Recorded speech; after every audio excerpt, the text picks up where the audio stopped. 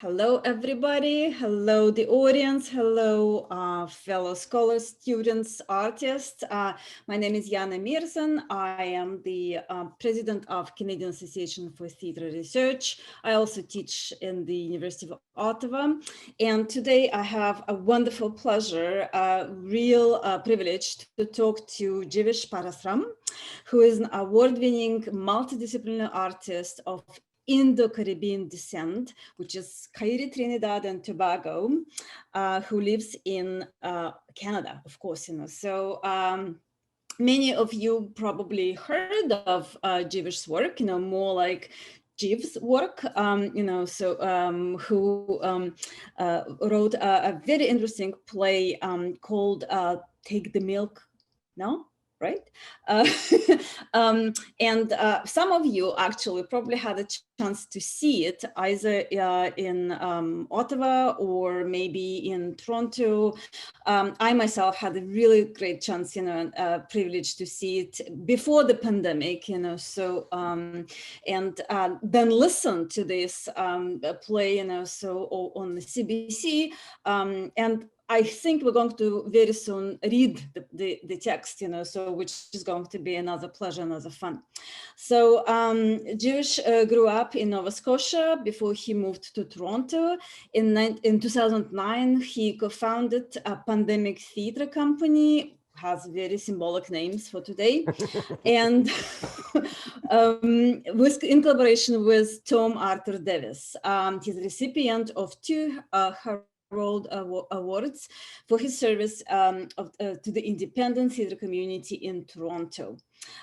He also won in 2018 the Toronto Arts Foundation Emerging Artist Award and was a member of the second cohort of the Cultural Leaders Lab with the Toronto Arts Council and the Banff Centre.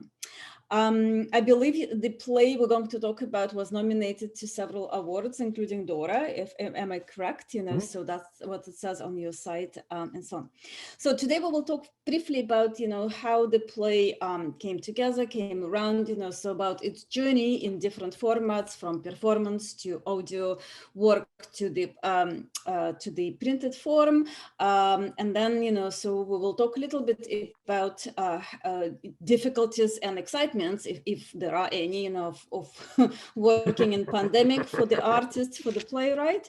And then, we actually will hear a couple of excerpts, maybe one, two, from the play. So thanks a lot, Jiv, for being here with me. Yes, so we are about to see your play published very soon, right? So crossing fingers, maybe by the time of the conference in June. So what was the process really of moving this text, which really, as I understand, was created as a live performance for the live audience, to this new format, So how do you feel, what was the process? I mean, like I wouldn't say it was a difficult one in some ways, because the piece was kind of, its form is very kind of presentational theater, storytelling driven, ritual being part of that. Like there's elements of it. I think some of the heightened elements are kind of some small staging elements around, like how I use what we kind of call it in the script, the altar, but really it's kind of like a version or an impression of what we would call a Vedi, that we would use in prayer ceremonies back home. But yeah, so there's some elements there that really kind of get lost, and the interactive element is really, well, it's funny. I was listening to it recently, the CBC version. Like Greg Sinclair did the audio on it, and he did an amazing job, like kind of finding, I guess, in some ways, ways to distance, like I think like in performance and live performance, and the way, and it was built through, like everything was done live and with audience kind of throughout that entire process. So it's always been to be spoken.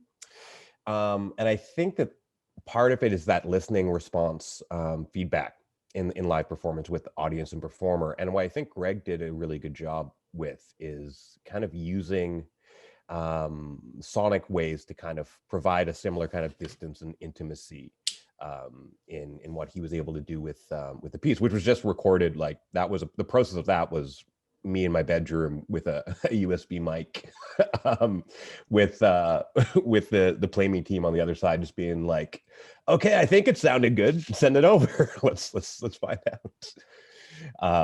Luckily, I had just been rehearsed to do the show anyway, so it wasn't like, I mean, everything was weird at that time, every part of it. But overall, it wasn't a huge jump because I think of that kind of presentational form. Right. So when you worked on the text originally, right, so did you think about it more as a spoken word kind of, like almost like a slam poetry kind of thing, or something that has to be written on page first, so that's a really interesting question. So I wouldn't say slam necessarily. It's like written on page just for me because it was just the form, but actually the real form of it is just kind of a very almost like super Canadian vinyl cafe like storytelling style. I shouldn't say vinyl cafe. I mean, I like vinyl cafe too. But my buddy Graham's storytelling night where I started with a lot of the material in it, like has a bit more edge, I would say, than the vinyl cafe.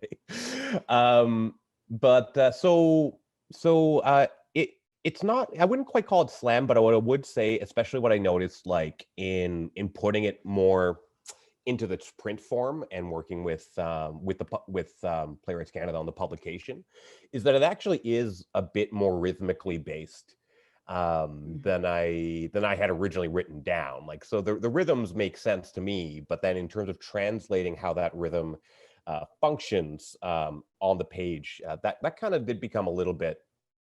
So like it's interesting when you look at it, it does look like it may be written a bit more in verse, and I suppose in a sense, but I think it's more that's just the way that my my mind works, or maybe it's somewhat in speech with that kind of like Trinidadian rhythm, or my kind of whatever diasporic, like taking elements of one and the other together. But music is a big part of it. So you don't hear that so much you don't hear the sound design stuff that I had brought in the CBC version. But I'm really happy with what they did. And I think they really stretched it in some cool ways. But every part of it, like down to like what track we would be using and what the vibe is, like that was impacting the rhythm of how I would write it just from the get-go. So it's always kind of been baked in. Right. And I think that, of course, we started with an assumption that a lot of people know the play or had a chance to see it, or listen on CBC. But of course, this is just an assumption, so some people probably didn't do that, are not that familiar with the play. So I wonder, if we could maybe then go back a little bit, to the very different, to other identity plays that we see in Canada. Yeah.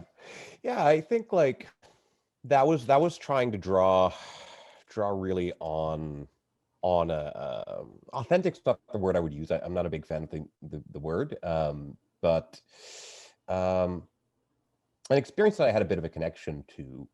The project kind of, I guess you could call it this project. It ended up being like a couple of other projects, but I got some support from the Ontario Arts Council a few years ago. This play was part of it, but to go back to Trinidad and spend some time with my uncles and learn more about like our kind of, you could call it religious practice, cultural practice, however you want to look at it. But so I want to take a look at that and consider what I'm doing in Canada and how it relates to kind of our ancestral traditions, and see how I could flip it into some form of contemporary performance. And I think like a big part of our specific tradition, but like a lot of Hindu traditions, music's a big part of it. Music, rhythm, and actually like I think like these days I'm looking a lot more into kind of larger Caribbean culture around the kind of 40s and 50s, and like it's a very similar like style. Like you would see or you would hear similar similar sounds, I guess. Like it might not be the same instrumentation, but there's this quality of working with rhythms, whether that be like raga rhythms that you might get on say a tabla or something like that, or more like into what would you'd start to see more like in reggae. So that's more like Rasta rhythms and stuff, which also come from a very very well spiritual and fully more holistic practice that's similar to kind of the Hinduism that I grew up with. So so that was a lot of it. I was trying to get a sense of like what's the vibe when you go to prayers, kind of in Trinidad, which is not like really like a highly reverenced thing. Like it's really casual. There's storytelling. There's lots of jokes. There's music. There's usually food, and that's kind of just the picture of the Caribbean that I know. And I need to go back there to kind of confirm with that. And there's also my family is Brahmin, and so we're kind of the caste, and so there is a lot of also just like maintaining actual traditions and kind of things that as the knowledge keeper for my family in this part of the world, really I kind of had to.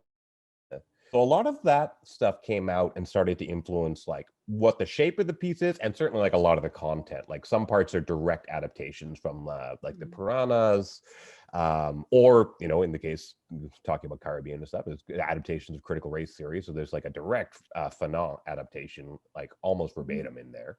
So like it's influenced by a lot of that stuff, and that all of it kind of came into how we got pieced together. Tom and Graham and I used to fight quite a bit about it, especially in the early days, because they were really going for a bit more of a kind of linear structure thing, because that's what we went to school together, so that's what we all grew up knowing or were educated to know. But so it was challenging in some ways, but also it was great because I think if I had gone completely on my own with it, I don't know if it ever would have got done a different form. But like in some ways, working with my collaborators in that way, it allowed it to be shaped into something that could still be pretty accessible to quite a lot of people. And that accessibility, I think, is also really important from a cultural representation point, because like even if I went and I got some codified knowledge of what we do back home, there's other people like me who grew up here, so they don't have access to that either. So there's a point of explaining to my own culture in some ways, like my direct culture rather than Trinidadians per se, but like diaspora. Yeah. Well, I'm very interested in this, because I've been working on this issue of children, right? Second generation immigrants, so, and how they, my own children, so how they kind of build, always, have to build dialogue, always have to build, be negotiating, sort of, the experiences at home versus the experiences at school and so on. So this particular side of the play is very clear for me and very noble for me, so very, very known and so on. Okay, I'm sorry, I think we have my cat here, so should we? Anyway, so so what I was thinking actually, and you mentioned a little bit, so, and I would like to go back to that, is the notion of community, right? So because the ritual is about many things, so it's about transformation, it's about spiritual connection, but it's also about communities, right? And building communities. So theater is about building community as well, so, and so I'm interested, a little bit more about the sense of building the community for you in your work in general and in this particular show, so, because of course it's a provocative show, it's a provocation, so, and yet, you are able to do that. So how did you think about this and how does it work? Yeah, I think like on a broad level, what I find myself drawn to these days in terms of what I'm trying to, what I'd like to achieve in doing work is closer to this idea of satsang, Sanskrit word meaning more or less like a gathering of truthful people. Happens a lot in like yoga classes too, they have them. But it's just that, like there's not much else to it. It's kind of people getting together with, if not good intentions, at least truthfulness, whatever that means, and trying to make those spaces amenable to people so they can feel comfortable there. And some of that, I think, is also like getting away from a more traditional, like I'm focused on on the performance darkroom style. This play is completely built for that style, and it works with it specifically. But like, so I'm more into that kind of thing these days, like those spaces, open air. I mean, with COVID, definitely open air, but even prior to COVID, I think like that's the kind of thing I'm interested in, like more of night market or festival kind of environment, where the art's not necessarily the center, but it's a really important part of it. So yeah, I think like that's a major factor there, in terms of going for the kind of what I'm going for, and kind of how the spirituality works into it. But there is, I think there's also something happening in that performance and in the liveness that I'm maybe just a bit more occupied with now, because of not being able to really play with much liveness for the past year. And that is where, I think there's something in that casual thing, like where it's like, I guess like I can say it this way. There's a mostly female comic friends of mine, but stand-up comic friends of mine talk about like this thing about having to address difference necessarily, and in that's something I'm pretty used to, I think. And I think we were, you were talking about a very similar thing, like having to almost de-escalate as soon as you're in the room, and address what the difference is, so that there can be a kind of like, okay, we're cool kind of thing. And so this show, I think, uses that a lot. Like it's called self-deprecating humor, and like, yeah, I think that's a big part of it. But it's kind of like setting myself up so I can also take myself down. There's a lot, especially in the early part, there's a lot of jabs.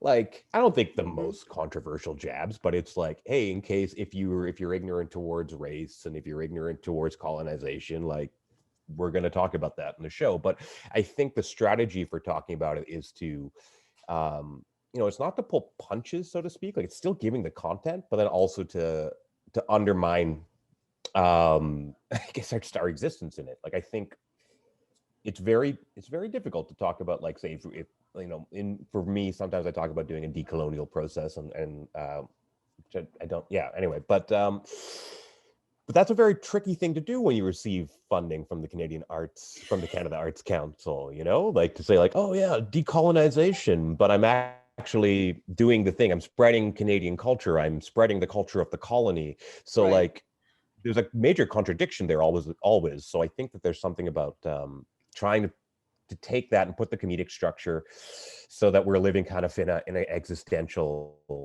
gray area where we don't know what the rule. It's kind of fun.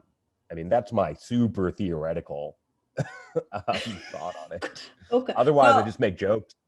Yeah, well, I mean, I think there is actually a bit of a tradition on Canadian stage, and in this case would be both English Canadian and French Canadian stage, of using comedy to address those questions. I'm thinking about Mani Suleiman Lou, actually, and his work, where, a very similar use of humor and jokes, so, and the self humor, was used to also add, the questions of difference. And I think it's a very healthy kind of a way to do that. So in your show, there is a moment, when the humor kind of collapses into something a little bit more serious and a little bit more quirky, right? So again, we assume that people know the show, so, and we could maybe talk about this moment of rupture.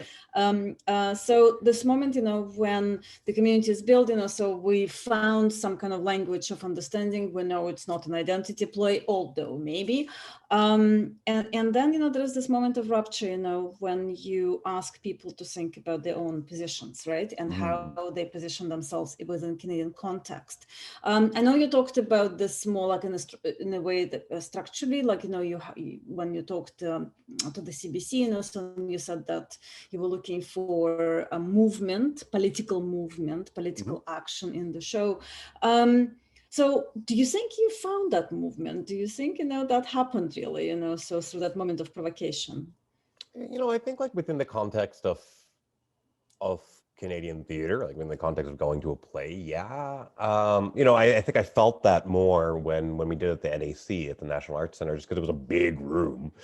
Yep. Like I'm used to definitely working in small, like 60 to 100 seater tops kind of spaces, which is my favorite spaces to work in. But like that was a 300, which is still small, I guess. But like for me, it's big.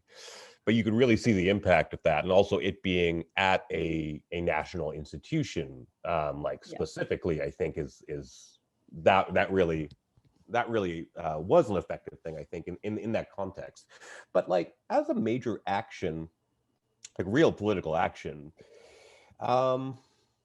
like if it were taken out of the context of being in a theater, I think it would change. Like if we do this show outside at some point, it would change. Like what that means would change. Yeah, this framing of it, like where it's positioned, I think really makes a difference in at some level. But at its core, I guess that part is just saying like, will you self-identify? So do kind of the process. So I've been up on stage kind of like self-identifying for the past like 50 minutes. So can you self-identify yourself and kind of meet me on the same level, and help and meet everybody here on the same level? So that's still a thing. I mean, I guess it challenges like a passive relationship as an audience, as a spectator. And that was interesting also looking at like, how do we do that on the podcast too? Because we have no way of actually controlling. You're in an even more passive way of being an audience member in that medium. So yeah, the idea of it though, it came when I did the show, a version of the show at the Caminos Festival. I ran into the two colleagues, and they were just raving about this scholar, an Indigenous scholar who was there, whose name I didn't actually catch, but I'll hopefully I can link up with Bea Pisano and Keith Barker. Those were two colleagues who were at the talk. But I was in rehearsal at the time, so I had missed it. But then they told me like, oh yeah, he wrote this article where part of it was not for settlers. And I was like, well, that's a great idea. Like, there's no reason we couldn't apply that to like. And he knows obviously people will read it. Some people will choose to, and so it changes. But I thought that was a great idea. And there's no reason why we couldn't do that in performance. So yeah, it also just seemed necessary, like because we're lampooning the identity play and criticizing that it's kind of like a here is my heart bleeding for you thing. It's kind of like trauma narrative that's also a constant narrative, I feel like, in the sector these days. Yeah, that level of like, actually, I guess that's when you are in community, when it's like, I'm just one of you. So it's, how can we challenge? The power dynamic of I'm still standing on stage. So there's power for sure.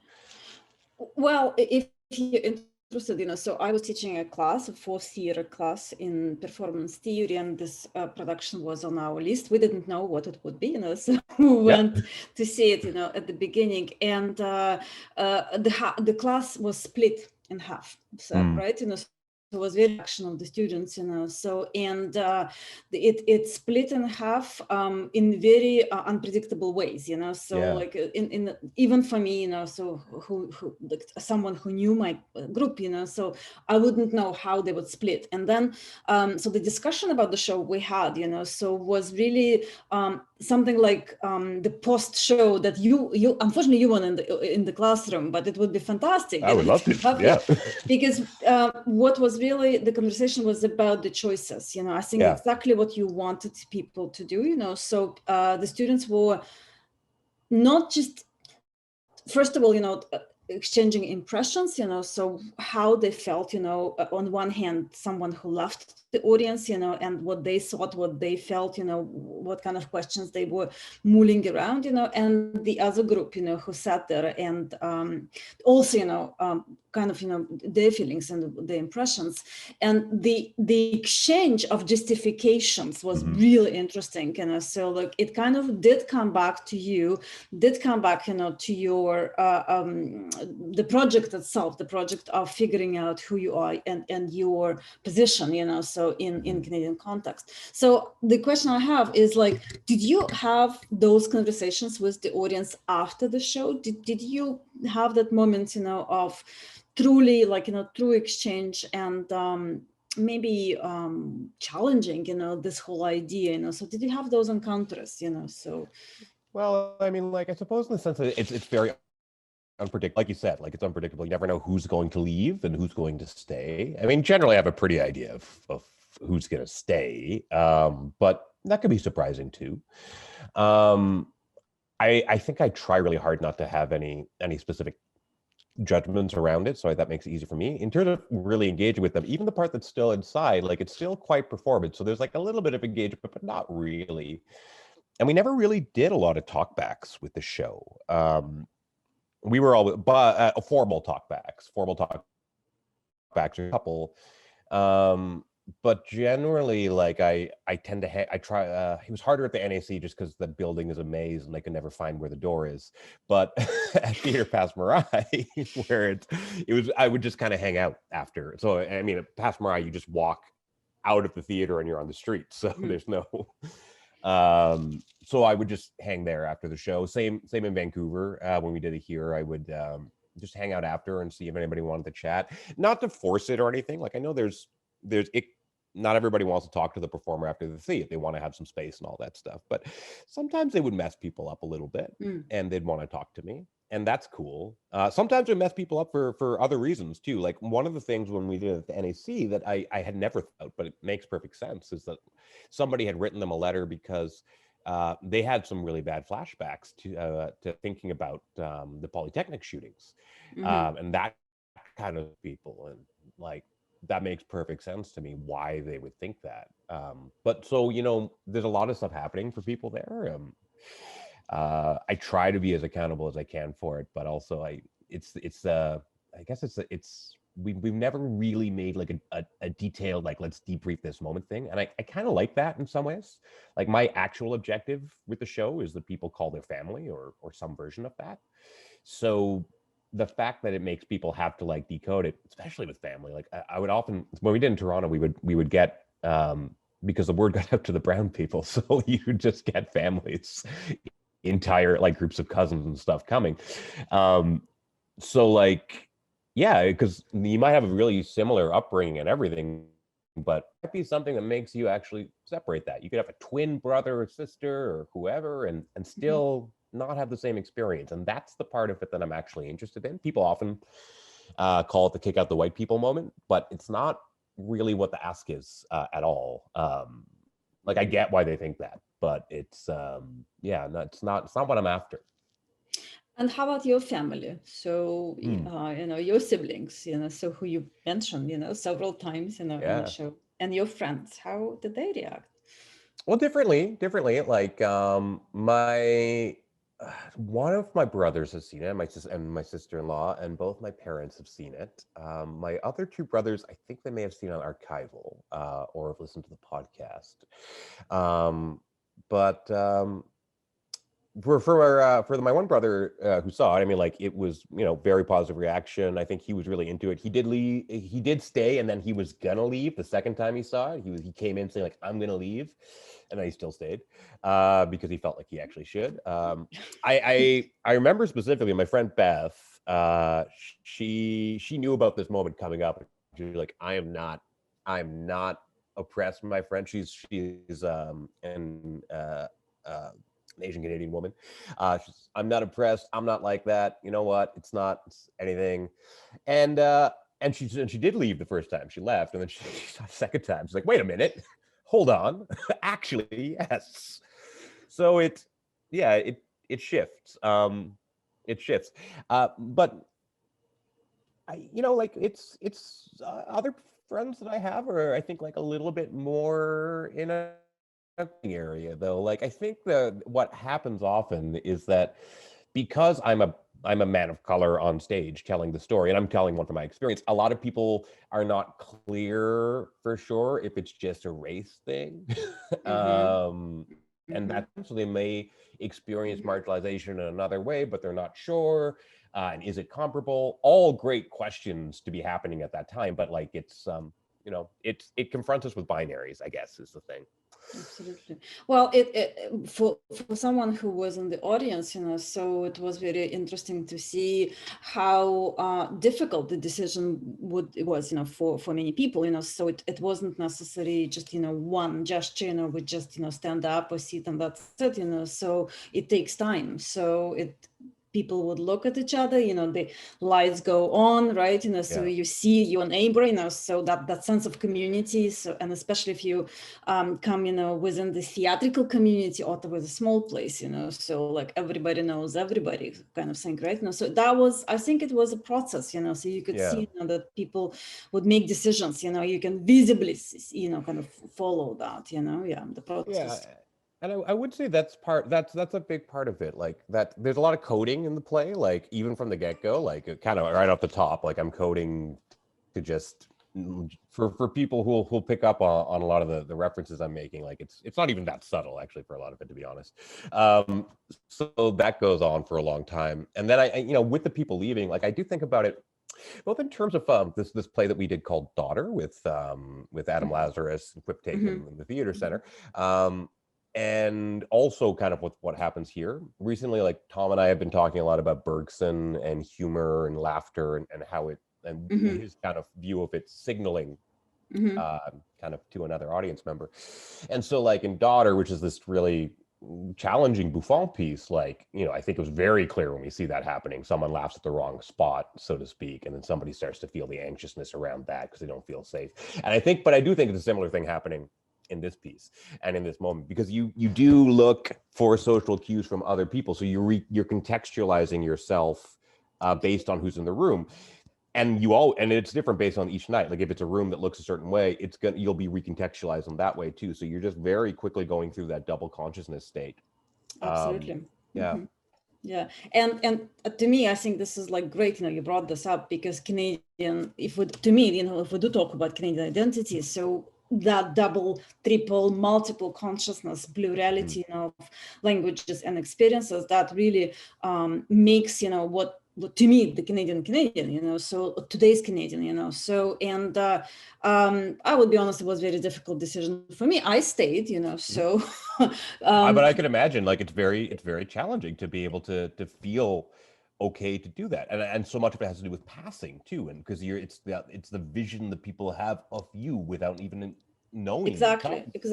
Right. Yeah. So to me, when we talk about migration, exile, so we talk definitely and consciously and constantly about the notion of performance and performing for others and for yourself, so like it's a constant negotiation of this doubleness and so on. So however, so we're moving on now sort of this new state of life, which is the pandemic, the COVID. For someone like you who works, who to me, seems to be that your work is very much based on this direct relationships with the audience and so on, so being on screen or off theater space, so how was that year, for what did you do? What kind of project did you work on, Yeah. A lot, actually. Like I guess like it's weird to think of like that it's about a year now, like I guess fully since probably I got back to town, like from because anyway, so like because so I also work as the artistic director at Rumble in Vancouver, and so that kind of started to become more the priority. I got back to town and it was like, well, we've got to get in and we've got to figure out how we're going to weather this and try to keep people employed and all that stuff. But we're a small organization, so it's not that challenging for us in the broad. Like we're not like the Arts Club Theater, for example, Bard on the Beach, Stratford. Those companies are, I don't want to say screwed, but it's a lot going to be a longer road to recovery for them. But we did quite a few projects. So one we experimented with digital quite a bit, I should say. One of the pieces that I'm really happy with how it came through, though, because I think it really captures that experience with the audience, is a piece called Good Things to Do by the Good Things Collective. It was created by Christine Quintana, Molly McKinnon, Sam McKinnon, and Michelle Cutler. And this one we adapted. It originally was being done in tents, and so we'd kind of picked up the production with the intention of developing it further the next year and touring it to small communities. But instead, we went fully digital, so it could be fully accessed in a digital way. And it's kind of designed so you have like this custom screen, and it's kind of like you're in a chat, but you don't know that you're with other people. Seems like it's just for you, and it's designed for you to be in your space. So that one worked really well, I thought.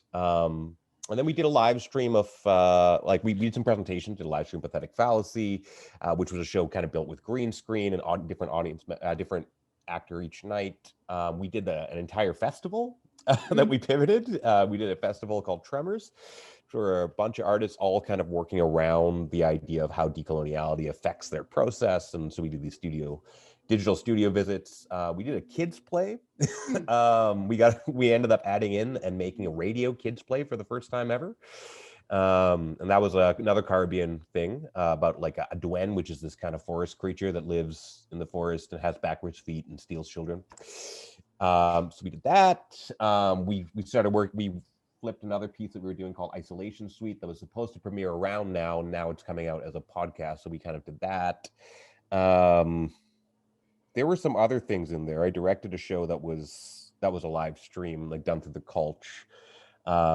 But yeah, I mean, like, yeah, a lot of different things. Well, that sounds really busy for the COVID, for theater and COVID, you know, so really fantastic. So, but for this particular place, so do you have particular plans, you know, to revive it, or maybe in more format, you know, and something like this? Yeah, I mean, we're talking about it. We were supposed to, like, right before COVID, we were supposed to take it out to Edinburgh after. We were part of the programming out there this year at the Canada Hub thing. So maybe that might be a thing that eventually comes back. I don't know. That wouldn't be for another 2 years, my guess. Right now, we're talking about maybe trying to do like a version we could do outside. Like a big thing that Rumble's doing is kind of working on bringing like performance in tents to communities. So we are looking at like, could it be adapted that way? There's some activity happening this summer up at the Surrey Arts Center, which has a massive South Asian community, and the protests there have been really, really strong. So we feel like it would be a good piece if we could bring it in some form there. But yeah, otherwise, like, you know, we haven't really looked at doing it digital beyond that podcast. But it's a huge interest, like, because that actual interaction element would get lost. And I think that is kind of what makes the piece go maybe a bit beyond just being an identity play. So yeah, maybe it's a good segue now, you know, so for us, you know, to listen to a little bit, you know, from the play, you know, and to kind of enjoy, you know, the richness of that, you know. So maybe you could tell us a little bit about the piece, you know, present something. Sure. So I will I'll take just from the top, actually, just kind of the intro identity play part of it.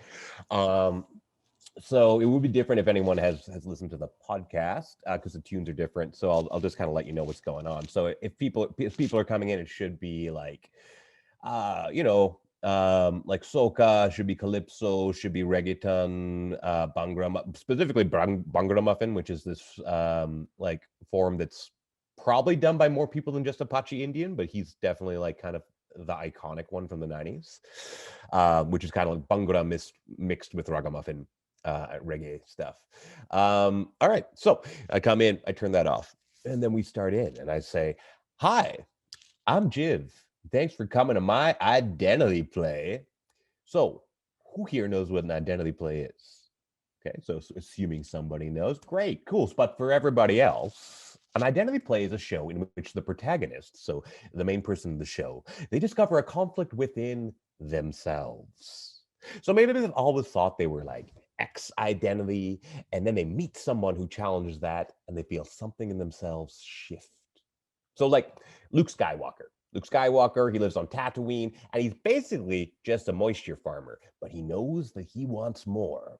Then this droid shows up with a message from Princess Leia, "Help me, Obi-Wan." And see, in an interactive way, the audience would finish this, but you're my only hope. That's right, because it's that kind of show. So then Luke goes, he finds Obi-Wan, and Obi-Wan's like, "Let's go, guy." And then Luke's like, "Nah, guy, I can't. I got to farm all this moisture." So that's Luke feeling something in himself shift. Then the Empire burns Luke's family alive, which is kind of ironic because they farm moisture. And so off he goes to fulfill his destiny as the great Jedi Knight.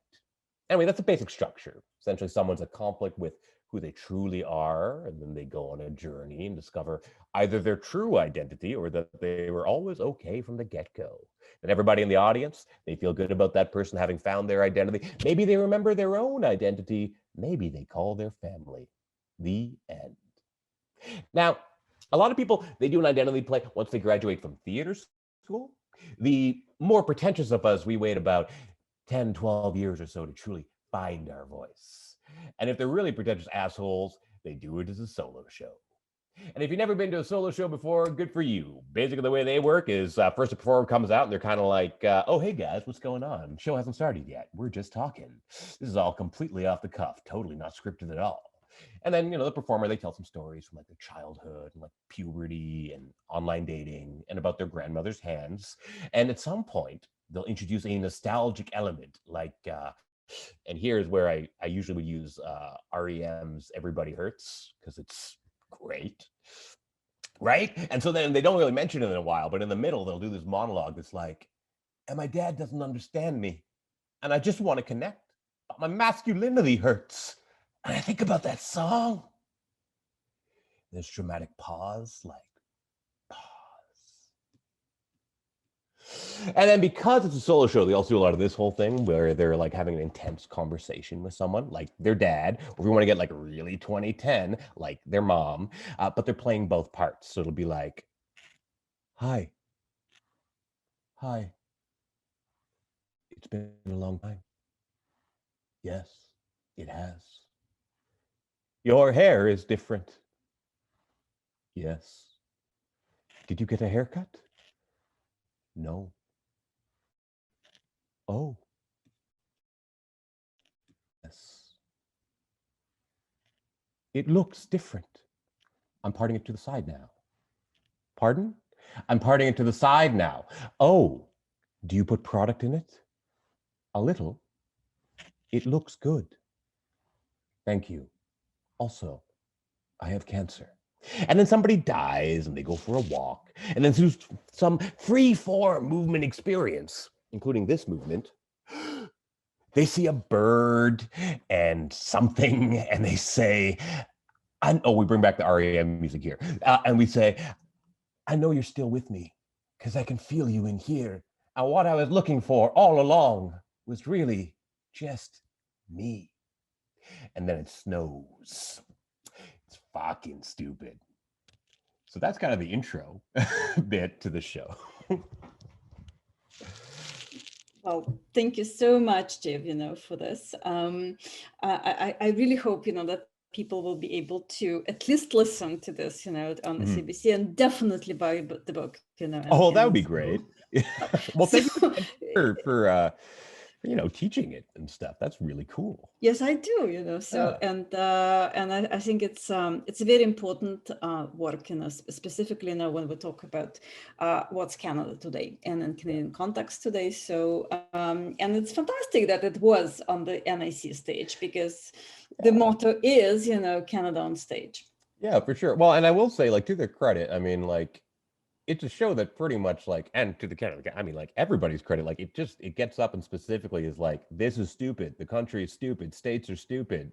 Thanks for the money though. Thanks for representing me. It's a bit weird, but like, it is good. I think that's at least that's at least the level of conversation that I think we should be at the national stage level. I think it's true. Like I think most people who are creators and audiences too are ready for a more advanced conversation. Oh yeah, this, sure. Yeah, this is not like the most complex, so. Yeah.